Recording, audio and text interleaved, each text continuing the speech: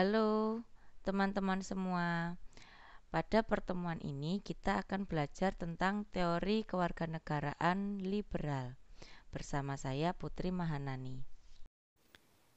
Baik teman-teman, sebelum kita lanjutkan kegiatan di hari ini, silahkan berdoa sesuai dengan ajaran agama masing-masing ya. Bagi teman-teman yang memiliki agama Islam, Kristen, Katolik, Hindu, Buddha, Konghucu, silahkan berdoa sesuai dengan ajaran agamanya. Berdoa dimulai. Berdoa selesai. Mulai abad 17 dan 18, teori liberal sudah mulai dikenalkan. Teori ini berkembang lebih pesat pada abad 19 dan 20. Teori ini memandang kebebasan individu yang memuat di dalamnya sejumlah hak-hak dasar sebagai prinsip utama seperti hak hidup, hak kebebasan, dan hak memiliki. Salah satu tokoh yang paling terkenal adalah John Locke dan John Stuart Mill. Mereka berpandangan bahwa ideologi individualisme merupakan sumber utama pengembangan teori kewarganegaraan liberal yang berpahamkan kebebasan individu, terutama kebebasan dari campur tangan negara dan masyarakat.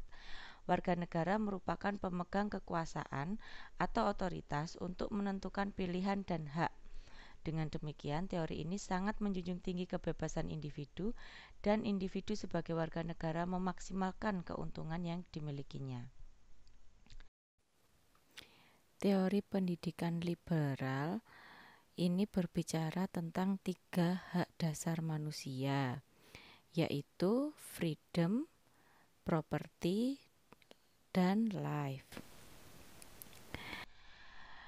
Teori Locke yang pertama, ini individu dapat menciptakan kekayaan atau kepemilikan dan menambah dominasi kepemilikan itu melalui kerja.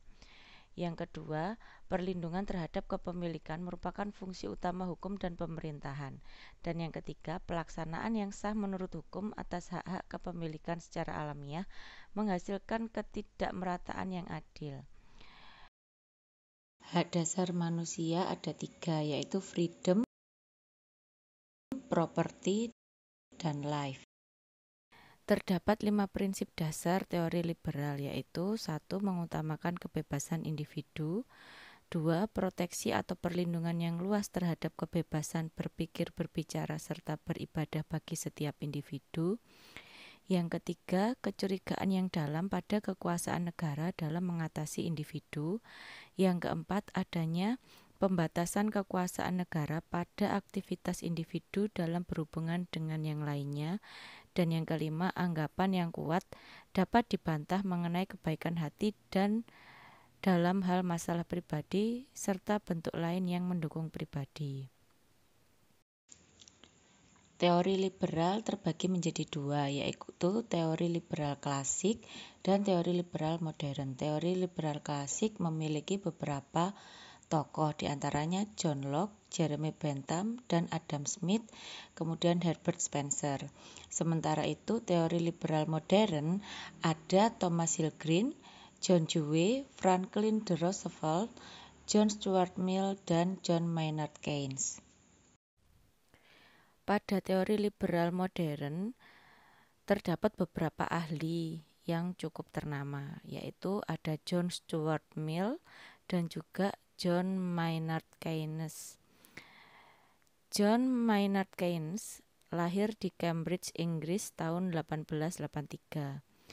Teori liberal modern lahir sebagai bentuk koreksi prinsip-prinsip fundamental liberalisme klasik, atau dengan kata lain sebagai bentuk koreksi dari liberalisme klasik. Liberalisme klasik memiliki sejumlah karakter yang khas, diantaranya sangat empirisme untuk dunia filsafat, etika utilitarian, agnotisme agama, persaingan ekonomi, anti-otoritarianisme dalam kehidupan politik, semangat anti-imperialisme, pasifisme, dan perdagangan bebas dalam dunia hubungan internasional. Nah, liberalisme klasik memiliki prinsip anti-kolonialisme. Pemerintah dipandang sebagai sebuah institusi, sebagai sebuah komite manajemen yang tidak memiliki otoritas dan kekuasaan selain dari yang telah diberikan atas dasar persetujuan bebas oleh rakyatnya. Pada faham liberal klasik, kebebasan berarti ada sejumlah orang yang akan menang dan ada sejumlah orang yang akan kalah. Kemenangan dan kekalahan ini akan terjadi melalui persaingan bebas. Nah, sekarang kita beralih pada liberal modern. Liberal modern memiliki prinsip membebaskan individu dalam mengelola dan menjalankan kehidupan ekonominya tanpa melibatkan pemerintah harus dihentikan. Pemerintah harusnya turut campur tangan lebih banyak dalam mengendalikan perekonomian nasional.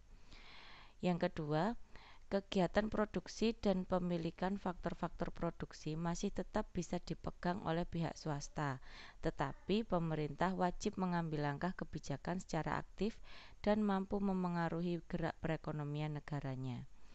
Yang ketiga, intervensi pemerintahan itu diperlukan dalam perekonomian dalam upaya membuat suatu kehidupan bersama yang lebih baik.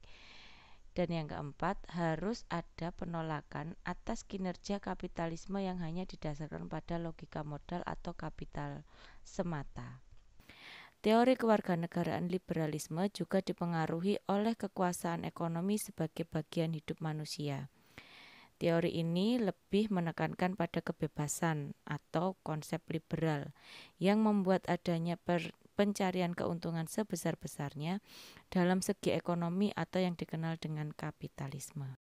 Baik teman-teman, di kegiatan akhir ini ada tugas ya buat kalian, yaitu membuat peta konsep untuk teori kewarganegaraan liberal. Selamat belajar.